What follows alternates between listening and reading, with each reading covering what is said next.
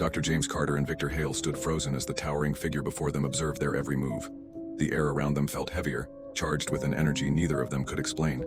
They had traveled deep beneath the Earth's surface, beyond the point of no return, and now faced the unimaginable.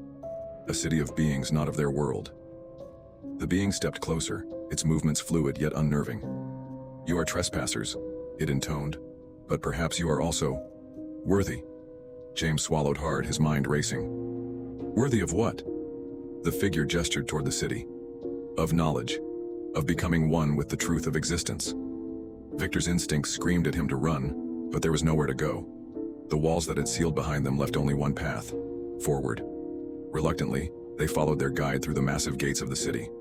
Inside, the architecture defied logic. Buildings seemed to pulse with a life of their own, glowing veins of energy coursing through their structures. The inhabitants moved gracefully through the streets, some floating effortlessly above the ground, others communicating without words, exchanging thoughts in a silent hum that resonated in James's skull. A group of reptilian beings watched them intently, their slit-pupiled eyes narrowing as they whispered amongst themselves. The giants, towering over all others, strode with authority, their expressions unreadable. James and Victor were led to a grand temple at the heart of the city, where they stood before an enormous, crystalline structure that pulsated with light. "This," their guide said, "is the heart of Hollow Earth. It is the source of our world's power and knowledge." Victor stepped closer, mesmerized. "It's beautiful," he whispered, reaching out a hand. Before he could touch it, a voice boomed through the chamber, causing the very air to tremble. "Do not interfere."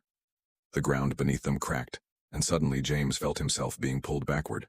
A vortex of energy erupted from the crystal, and from its depths emerged figures, humanoid but featureless, their forms shifting like liquid shadows. James and Victor staggered, their minds flooded with images of worlds beyond comprehension.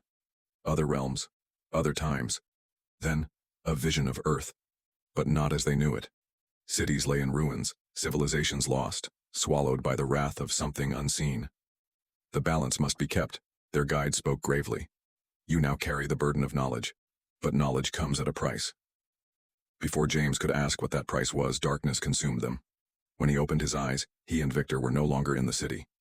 They were standing at the entrance of the cave where their journey had begun. Their supplies were untouched, their bodies unscathed, but their minds burned with the memories of a world that should not exist. Victor looked at James, his voice shaky. "Did that just happen?" James exhaled. "I don't know, but I think we're being watched." Somewhere, deep in the forest, something moved, and the cave behind them was gone.